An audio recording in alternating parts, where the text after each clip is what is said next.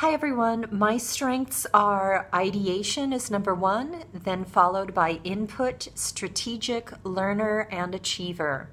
So these strengths in my life have risen up and really supported me in the academic realm. I always had a very easy time in school. I love ideas, I love concepts, I love talking about abstract philosophy, which strengthens me as a yoga teacher beyond just the physical aspects of yoga. And it helps support me in art. I'm an artist as well, and my undergraduate degree is in art.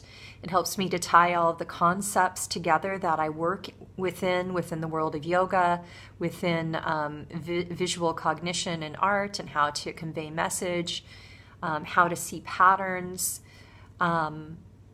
I can hold a tremendous amount of information in my mind. I can look at it from many different angles.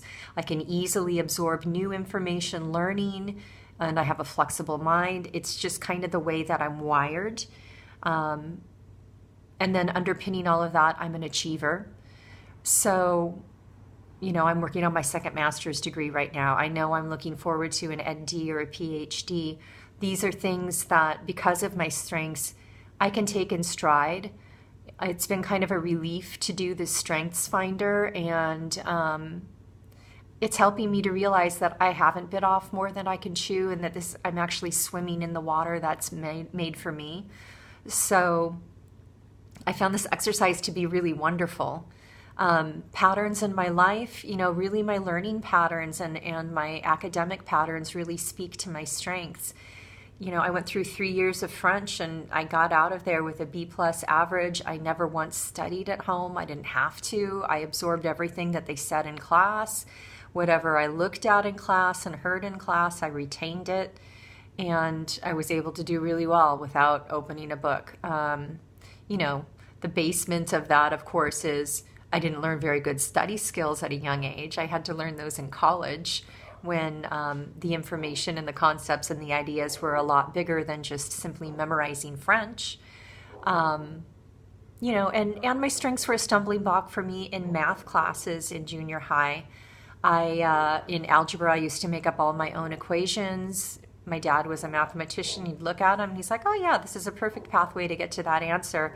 I'd always come up with the right answers, but I wouldn't use the equations the teachers wanted me to. And so I was constantly getting bad grades in math, even though I was getting everything right, which caused me to give up on math as a young woman, which could have been a real strength in my life. My father always asked me to get a PhD in mathematics, and I was so discouraged by my experience in junior high that I didn't want to do that because I was naturally so good at so many things. Why would I go and participate in something that I found so discouraging?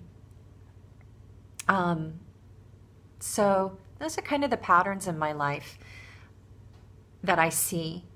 Going into a job interview, sitting down perhaps to talk to the head of a department or a couple heads of departments about creating an interdisciplinary yoga department. And if they would ask me what are my strengths and why I'm the right person for this, then I could respond in this manner.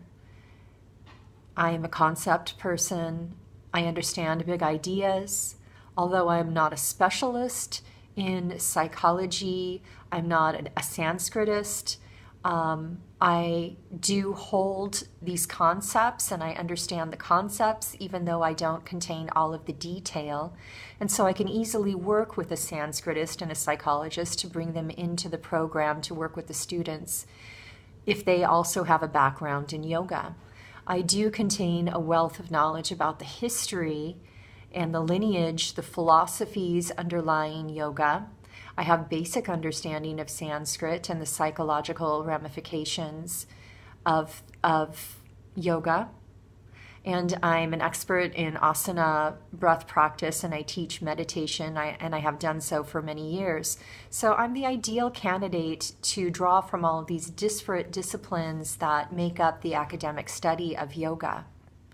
I would be the perfect person to see chaos in developing the program, as we have to work within the different departments and find a pathway to all come to agreement on what is important within here.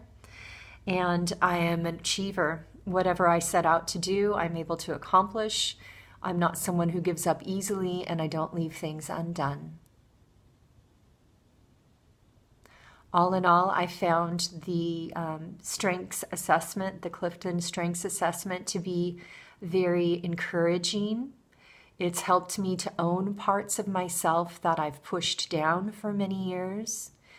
And I'm really very grateful for this exploration, and I hope that you've all gotten as much out of doing this self-exploration as I have.